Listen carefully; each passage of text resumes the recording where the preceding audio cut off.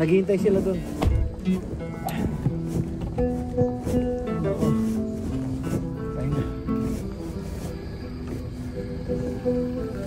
Tuloy na po tayo. Sana maging okay yung usap. Tapos na. Buksan muna natin yung gate.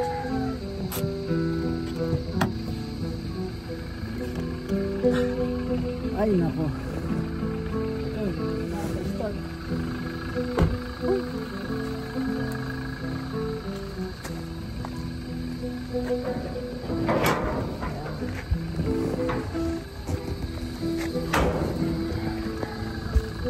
Tayo.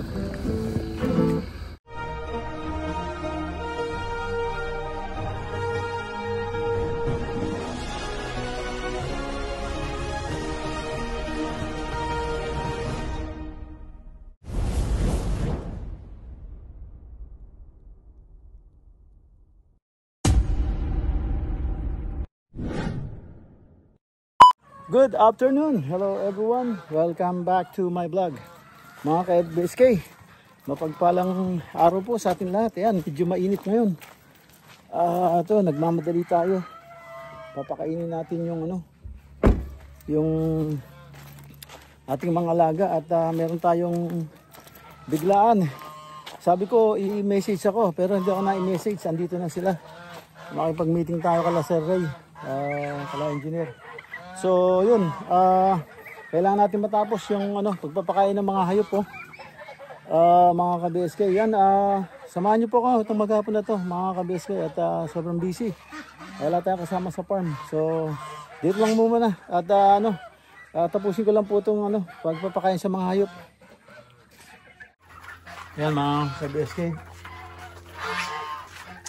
yung mga manok natin pinapakain na natin at nagmamadali tayo dahil meron tayong meeting kay engineer. So ito, kailangan natin matapos agad ito. Tumawag sila, andito na, malapit na. So kaya wala tayo, hindi tayo naka-ready. Yan.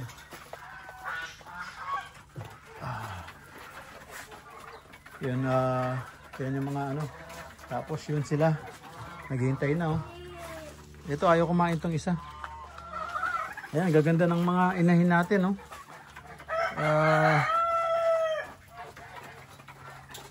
ito, ayan, lusog-lusog yan, ganda na inahin. Ito lang maliliit, yung itim na to, malaki rin. Saka ito, malaki rin siya. Yung puti, malaki rin. Yung dalawang itim doon, malaki rin. Ayan, yan, at pakainin natin yung yung mga doon, bibi. Ayan, ayan sila. Nakagulo na. Nakagulo na sila. Ayan. Pakainin natin.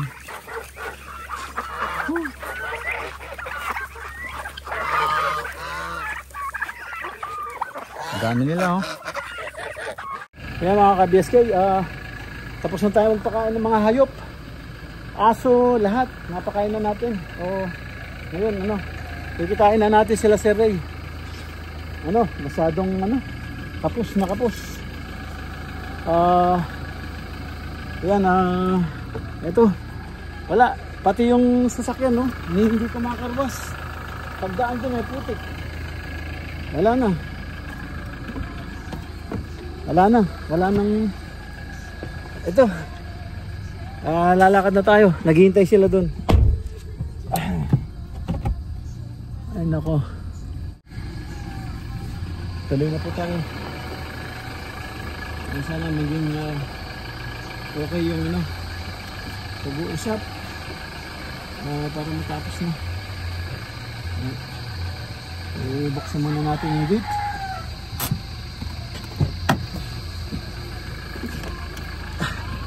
Ay nako. Ito, hindi na rin nakapa-start.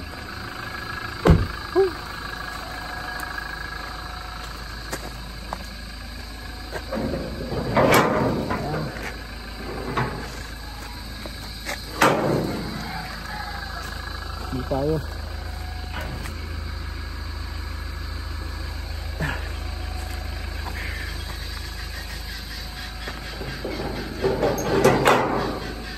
MTB na sana dadalhin ko eh. Wala ako, napakarumi ng sakyan.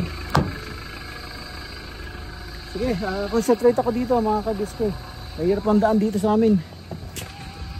346 minutes later. Yan mga ka-BSK. Yun, tapos yung meeting natin kala Sir Ray, kaka-engineer. Masaya ang come out. Yan, nice. Napakaganda. Yan, dito tayo sa bahay at ngayon magluluto tayo ng ng pagkain. Yung ulam, magsisinigang tayo. Ayan, nagmerienda lang kami sa labas kanina. So, ito, nagluluto tayo ng lunch and dinner. Ayan, ito ang ating niluluto. Ayan, nagsisigang tayo, sigang. Ayan, lalagyan natin ng okra, talong, at saka pechay. Yun, nilagyan na natin yung pechay. Ayan na, lagyan na natin yung pechay kasi matigas yung puno nito eh. So, ayan, inuna ko yung pechay. Tapos, ilalagay na natin yung itong talong, saka okra. Saglit lang to eh. Itong okra, saglit lang itong saglit lang na maluto to. So, yan. Lagay natin yung talong. Napalambot ko na yung yung ribs saka paa ng baboy. Yan. Buto-buto. Yan. Ayan, maya ko ng konti ilagay yan. Ito okra. Ito muna yung talong. Lang natin. Muna lang natin ng konti. Ako lang mag-isa dito sa farm. Ayan, kaya konting sinigang lang. Pero 2 beses natin kakainin to. Bukas, ngayon saka bukas. At tapos mag-aadobo tayo. Ayan. Ayan, kalahating kilong sinigang, kalahating kilong adobo. Ayan. Ang ating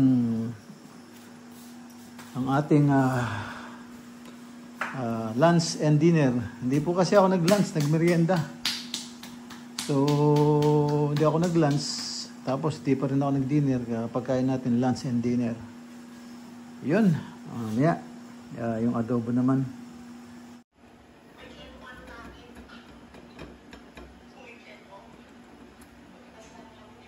Ayan mga ka-BSK, yung ating sinigang. Luto na. At, yan. Chichibog na tayo. Ayan na. Chichibog na tayo. Inalo ko na sa kanin. Ayan mga ka-BSK. Ang sinigang. Daming gulay.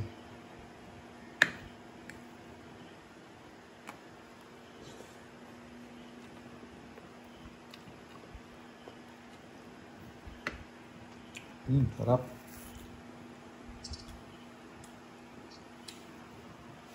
Kaya mga BSK, kain tayo. Sinigang na baboy. Sige. Eleanor? Ayan mga ka-BSK, dito na tayo sa bahay at nakajibog na rin tayo. Yun. Hindi ko na-videohan yung meeting namin kala Sir Ray sa aking engineer.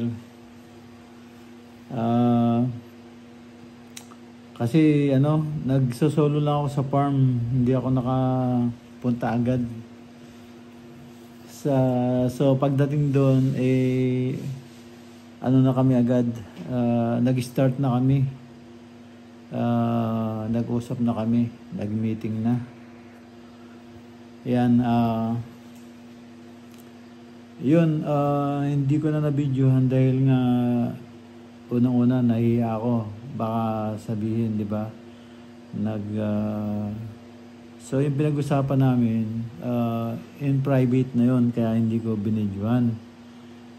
So pati yung pagpasok ko dun sa McDo, dahil nga late na ako, sa McDo na sila naghintay, McDo ng Castillejos.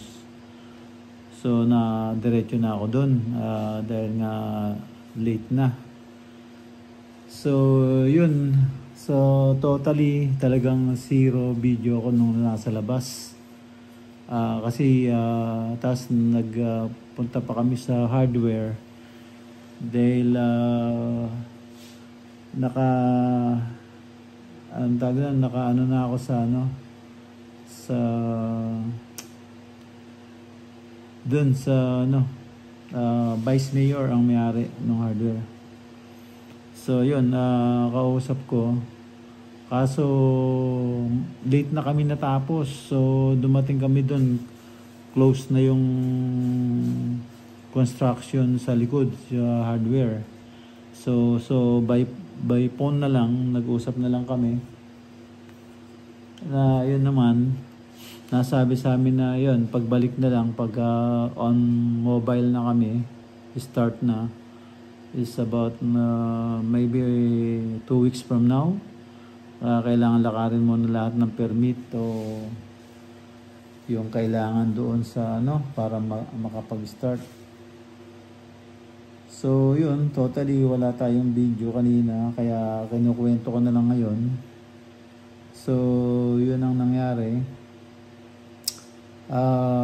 Nangako naman yung secretary yung namamahala dun sa hardware, hindi ko nakausap si Vice Mayor dahil nasa Manila, baka nasa meeting. So tumawag ako, walang hindi nag-response dahil baka nasa meeting nga. So yung pinaka naman nun, yung parang secretary doon o yung namamahala doon sa hardware, sa construction supply, yun nga, medyo kaibigan natin. So yun, nag-promise naman na they can lower it down all the prices ng mga materials. So sounds good to me, kaya lalo na kay engineer, medyo malaki matitipid niya. Si engineer very humble at walang masamang tinapay sa kanya, basta't maliit na diferensya lang, go. Yeah, yun ang sabi niya. So yun, natutuwa naman ako. So kaya yun, nagkasundo na kami, everything okay na. Yun nga, lahat. So ngayon, umpisa nang lalakarin yung yung lahat ng permit na kailangan. So para makapag-apply na ako ng tubig saka electricity saka tubig para may magamit sila doon. So yun, nakagawa na rin yung prospective at lahat ng plan, structural, lahat,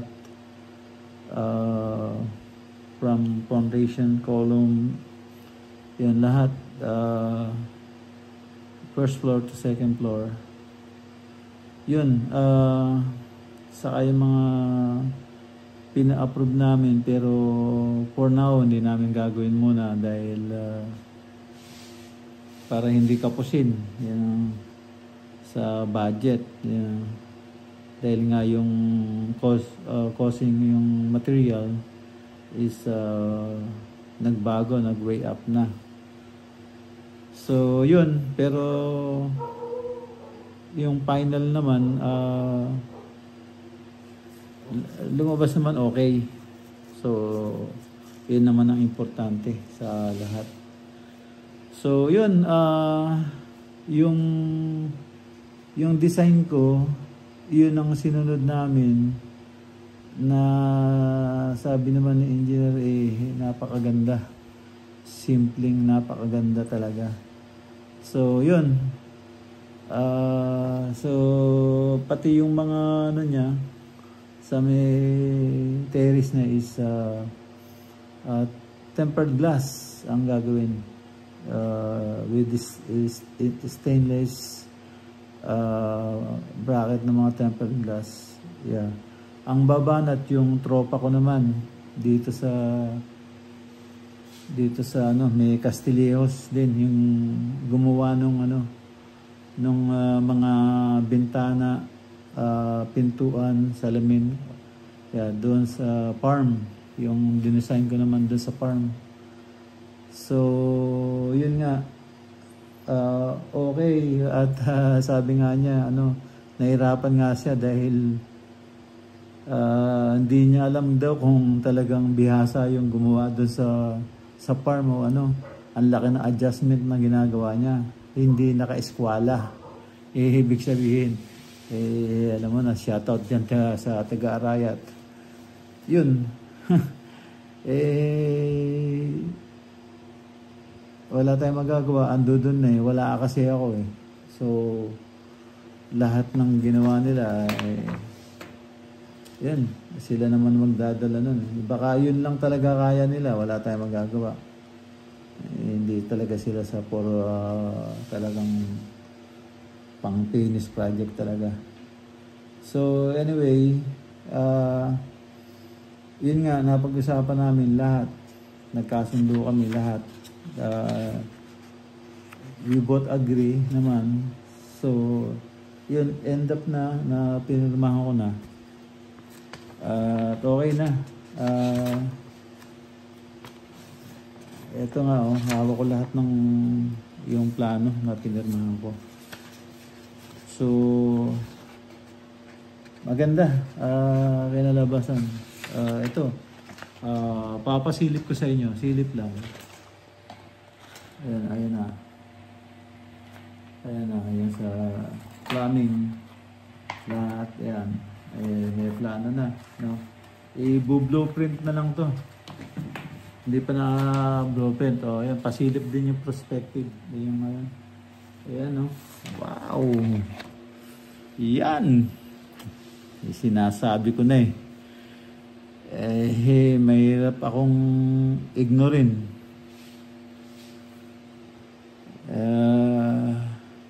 Kasi ako pagka inisip ko, pag pinlano ko, 10 beses kong pinag-iisipan yan. 10 beses. Kaya ulit ko sa utak ko yan. At ako mismo, nag-search, ako mismo, kumukuha ng mga pricing, yung mga costing, lahat. So, end up nyan, nakukompute ko na yan. Kung pagpipilitan mo yung ano, at parang lolokohin mo ako, o ipapasubo mo ko sa hindi naman kailangan, nagkakamali ka. Sibuyat sunog kilay. Ibahin mo, maaring mabait ako. Oo, makakaisa ka, pero hanggang doon na lang. Wala. Kung iyon lang talaga yung ano nyo, katauhan nyo, wala tayong magagawa. So, ipapasko na lang yan. Pero, next time, pinipili nyo yung ano, uutuin nyo. So, yun. Ngayon, di ba? Napaganda pa ngayon. So, yun. Yung hawak, engineer mismo. Siya yung gumawa ng siya na gumawa ng yung sa design ko. Siya nang gumawa ng plano lahat. Siya pa gagawa ng siya pa ang kontratista ko. Nalibre na yung guhit. Isinama niya na lahat. Di ba? Talagang mabait yung Diyos eh. Kayo, maabuso kayo na nanguuto kayo, baka may pagkalagyan kayo. Baka mamaya mahalata kayo ng mga customer nyo kung nauuto nyo sa vlog nyo, dahil idolize kayo. Idolize ko naman kayo, kaya lang nawala na respeto ko sa inyo. Isipin mo, yun lang ang sapat sa budget ko, saka ayoko talaga nung super laki dahil ako lang ang tatao dyan. Tapos ignorin mo ko. Hindi yata ayos. Kaya okay lang. Hindi naman ako magdadala niyan eh. Isipin mo, tinanggihan mo to. Nagkokos ng 5 million, tinanggihan mo. 4 to 5 million. Tapos gagawa ka ng bahay kubo lang na 1.1. Nakakatawa ka. Diba? Nakakatawa ka. Sige, pag-isipan mo, o kahit kanino mo taong itanong o sabihin kung tama yung ginawa nyo.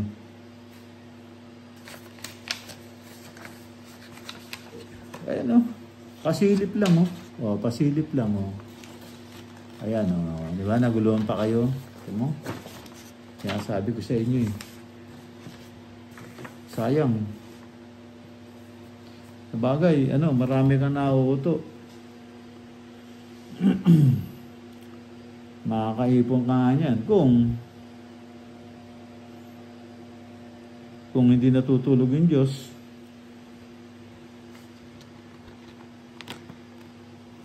Lang yan, gagawa ka ng bahay kubo, naliitan ka dun sa 4 to 5 million, tapos gagawa ka ng bahay kubo. Nagpasiklab ka, tapos hindi ko alam kung anong gusto mong palabasin. Pero okay na yun. Okay na yun. Kasi hindi naman natutulog yung Diyos. Kita mo, napaganda pala Hindi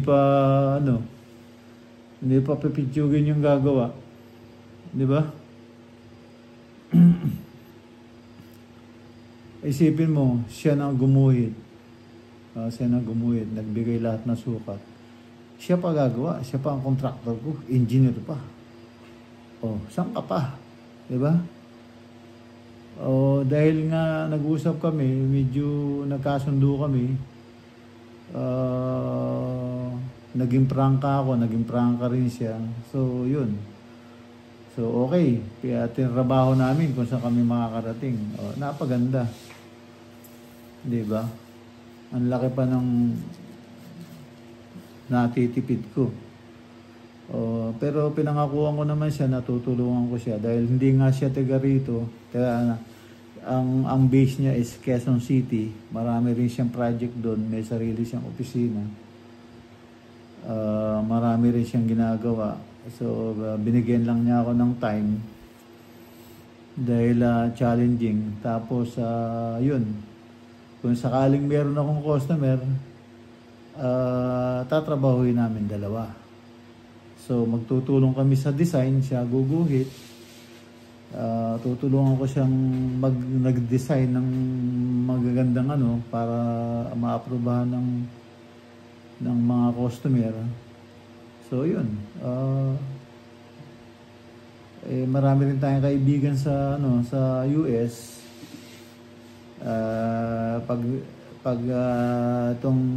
Itong first namin na ito, yung sarili kong bahay, at maganda kinalabasan ng gusto at maraming nagkagusto. So, yun. Doon na kami mag-start. Tapos, contact pa namin yung sa hardware,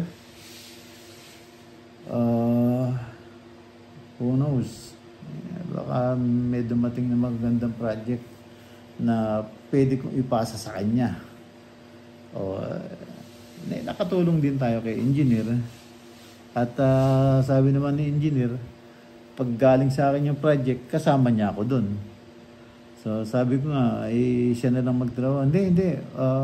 Sabi niya, okay lang, ang galing ng ano mo mga naiisip mo talagang talagang maganda. Talagang para kang professional designer talaga na ibibigay mo yung buhay na alam mo kung anong orientation na mangyayari sa bahay. So yun, lumabas na maganda ang aming pag-uusap. At umuwi siyang masaya, umuwi rin ako ng masaya. At nakita ko itong binigay niyang plano, everything lahat na based dun sa design ko is swak na swak. So yun, ang babaguhin lang namin dito sa naging perspective na to is yung color. Maghanap kami ng kakaiba. Yung kakaiba na talagang simpleng lang pero maganda kakalabasan. So yun, hindi yung puti o na typical na sa mga karamihan na nagpapagawa ng bahay, which is malinis tignan. Kaya lang gusto ko yung naiiba, yung hindi mo ma-explain kung ba't ang gandang kulay, ano bang kulay talaga yan, yung talaga mapapaisip ka. Yun ang hahanapin kong kulay. So abangan nyo yan. 2 weeks from now baka mag-mobilize na kami. So yun nga pag nag-click at maraming kumontak sa akin at nagtanong at may magpapagawa, ayun, swerte ni engineer. So baka mangyari niyan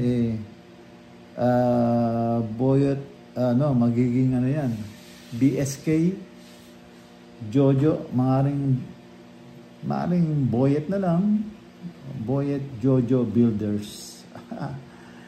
Ayan, tingnan natin. Naisip ko lang naman yun. Hindi ko pa sinasabi kay engineer. Pero napag-usapan na namin yun. Kung sakaling sa akin manggagaling yung project. Maaring Boyet Jojo Vlog Builders. Ayan. Sarap sa tenga. Ayan. Dapat tigil-tigilan nyo na yung pang-uuto. Maawa kayo sa mga inuuto nyo. Bagay, naman sila, sumasang-ayon naman, so okay lang yun. Pero sana huwag kayo mag-ignore o huwag nyo ipilit yung gusto nyo. Yan. Ganda pasilip ulit. Isang silip ulit. Nako. Ayan ang sinasabi ko.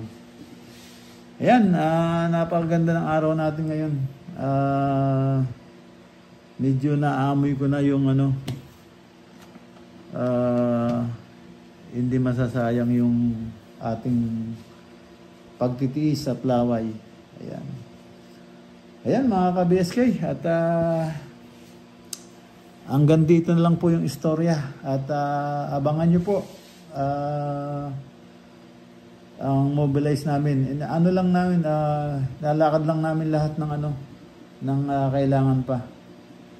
So yun, alam niyo naman pag sa subdivision, lalo na Santa Lucia, pagka nilakad mo na yung permit kailangan within 45 days maitayo mo na.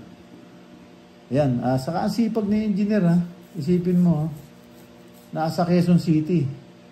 Nagmamadali pang makausap ako, nagmamadali pang tingnan mo itong design mo, ganda ng kinalabasan, Ito, nagawa ko na lahat ng plano from column o foundation, column, electrical, plumbing, lahat.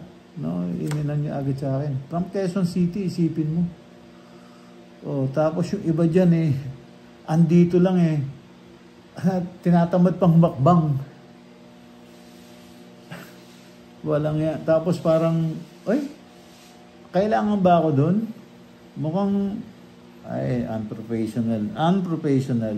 My goodness. Yun, mag-isip kayo.